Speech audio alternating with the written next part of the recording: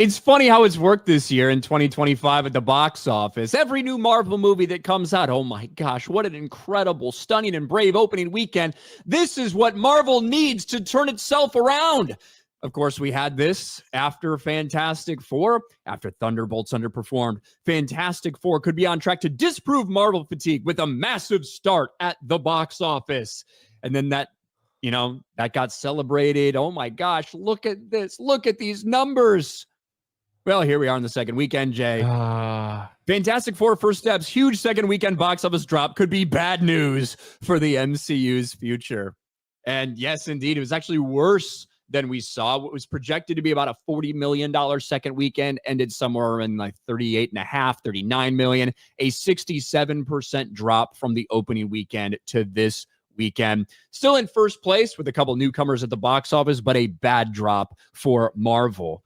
And we talked about it a little bit yesterday, but you have some people that are melting down a little bit over this, that are having problems accepting that, all the things we might have been saying about the MCU for the past several years is they've lost money on like 7 of their last 8 movies, something like that. That yes, it's true that people have walked away from this franchise. Saw John Roca have a meltdown and basically say it's unacceptable that Jurassic World Rebirth can crush films like Superman and Fantastic Four. The audience is wrong, not the studios. I'm going to defend the studios. I'm going to defend the people that destroyed these franchises. Yeah. You brought up this guy yesterday, Jay. Yeah. Who cares how much a movie makes? It doesn't matter if it flops. It's art, all of the same. And funny enough, now you have people that are looking at Thunderbolts and Fantastic Four. And I will say this, I think that they've released a lot worse movies than these two in the past couple of years. I think Captain America Brave New World is awful. Quantumania is awful. The Marvels is awful. These are not the 2 worst projects that they've released. But now you have people that are like, for these 2 movies to come out and bomb, it really shows the damage that Thor Love and Thunder and Quantumania did to Marvel's name.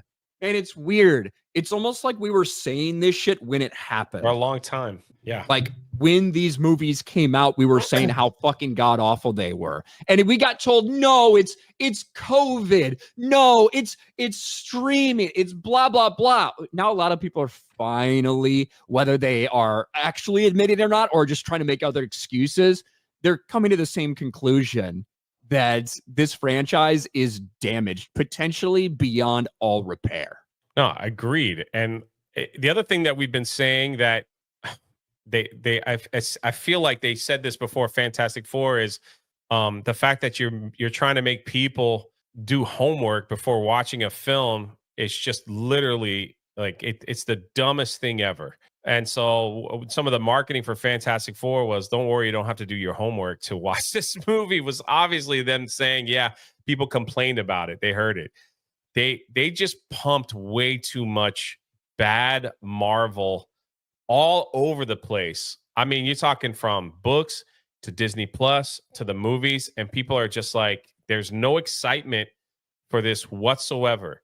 It's easy to say that people are excited. Listen, at a Comic-Con when Robert Downey Jr. ripped off the mask and everybody thunderous applause, right? Been going to a lot of Comic-Cons in my day. When you go out on that stage, no matter who it is, there's a big applause thing going.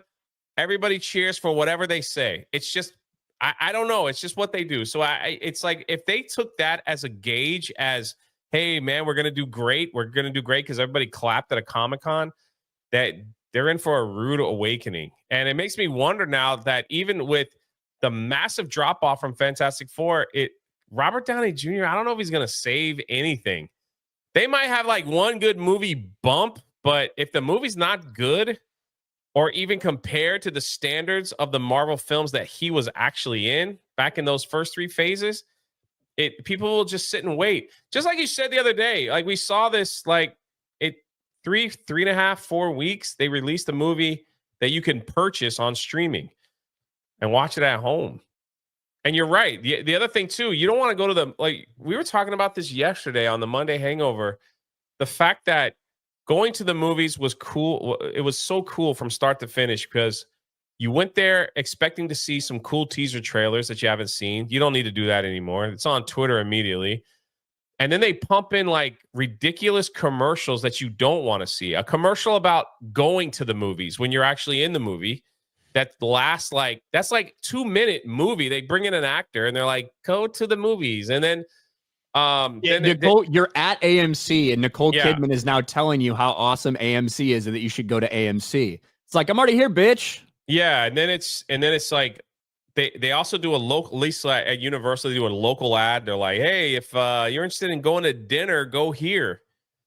All that stuff is like suck the life out of the movie experience, you know. And if they think that Robert Downey Jr. is gonna revive Marvel for the masses, they might get people to come back and just see out of curiosity, but that's nothing to build on. That's like building on Daredevil and Wolverine. That's a standalone.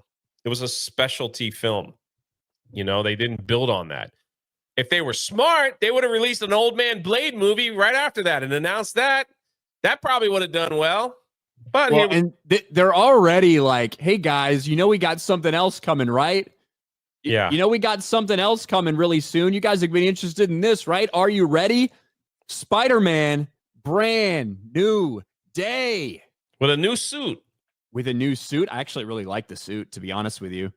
And I saw Film Junkie, Marvel Studios be like, don't look at the Fantastic Four box office drop. Look over here. Now, this is a Sony production in partnership with Marvel Studios, obviously. But holy shit, we're seeing a lot of this. I mean, they're filming it out in public, right?